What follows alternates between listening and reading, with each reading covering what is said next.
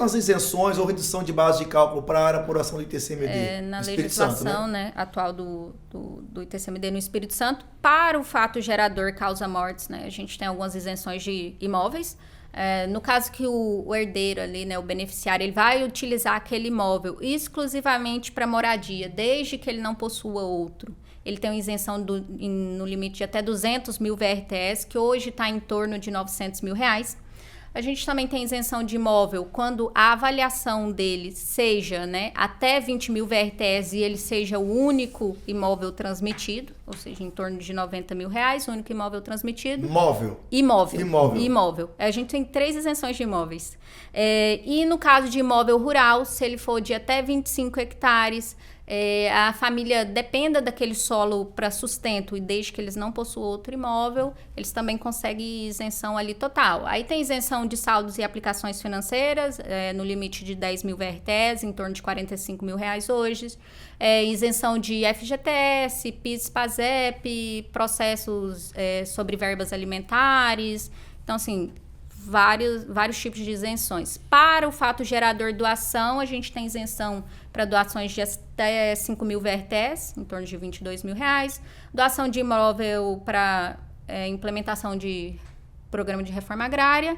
Doações para entidades beneficentes, doações a pessoas carentes, mas claro, né, que aqui eu falei de uma forma listada e simplificada, né, algumas dessas isenções você tem que comprovar uma série de requisitos ali para a concessão da isenção. Na hora que ele faz a declaração, ele já coloca as informações para poder evitar a gente provocar ele, né, porque ele pode colocar dizendo que é isento, aí o auditor vai falar, opa, você tem que comprovar, e volta e demora o processo, né? Isso. E lá a gente diferencia quais isenções ele precisa comprovar um requisito e qual não.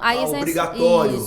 A isenção que ele precisa comprovar um requisito, na tela de anexos ele tá pedindo lá, anexo da isenção. Tipo aquela estrelinha vermelha que tem quando a gente preenche algum relatório. Ele nem consegue entregar a declaração se ele solicita uma isenção desse tipo, mas não anexam a documentação comprovando ali a situação.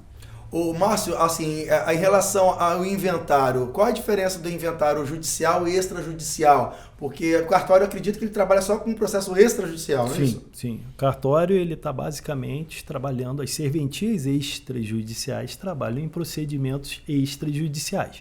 O inventário judicial é feito na esfera judicial. A diferença é grande, porque hoje um inventário judicial ele demora bastante, tá? O inventário dentro de um cartório, ou seja, extrajudicial, a celeridade dele é muito grande. Então, nós temos duas vertentes, celeridade e custo. Geralmente, o custo do inventário extrajudicial é muito menor do que o inventário judicial. E assim, hoje, tá, o CNJ autorizou, então assim, acredito que a gente vai ter mais demandas de inventário, tá? Porque o CNJ acabou de autorizar hoje, terça-feira, dia 20, tá? Que seja feito inventários com menores. Tá?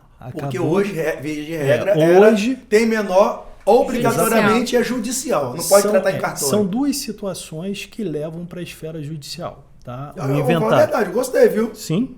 Porque assim, às vezes a gente quer resolver o problema, né? Às vezes não tem litígio, tá amigável. Você chegou nas duas. Você tá ali e você vai levar para o judiciário e fica enrolando, e um estresse muito grande que não acontece. Você chegou nas duas. Ou seja, se tivesse um litígio, uma briga, não poderia ser feito dentro de uma serventia extrajudicial e tendo menores.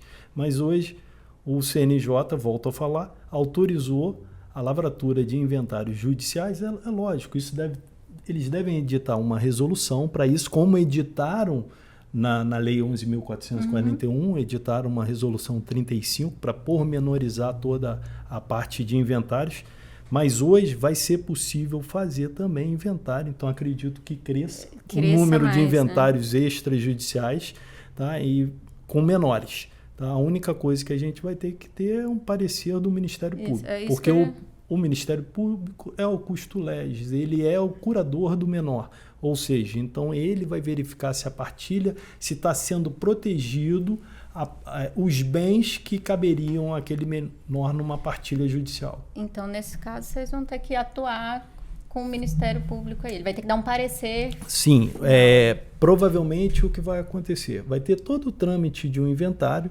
mandar para a Cefaz, ter avaliação da Cefaz, recolhimento e homologação, a gente vai ter que lavrar uma minuta, encaminhar, provavelmente é isso que vai acontecer, encaminhar para o Ministério Público, o Ministério dando o parecer favorável, a gente lavra a escritura. A gente desafoga o judiciário, né, cara?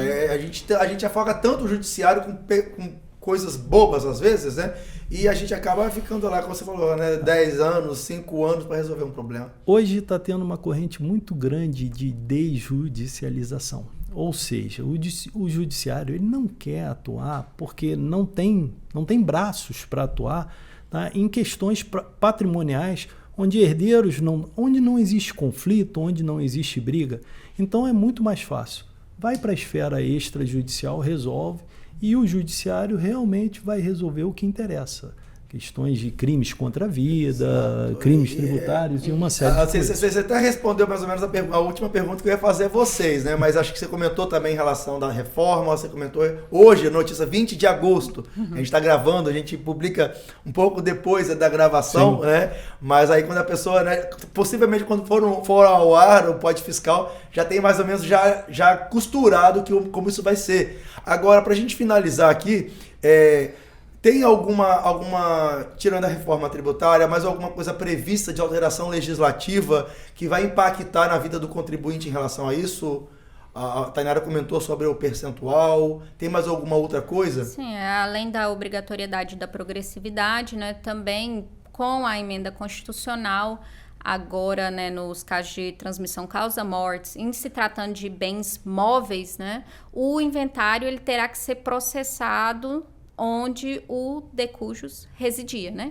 Então, hoje acontece, né, de abrir o inventário em outro estado e aí sobre esses bens móveis seria recolhido o ITCMD em outro estado.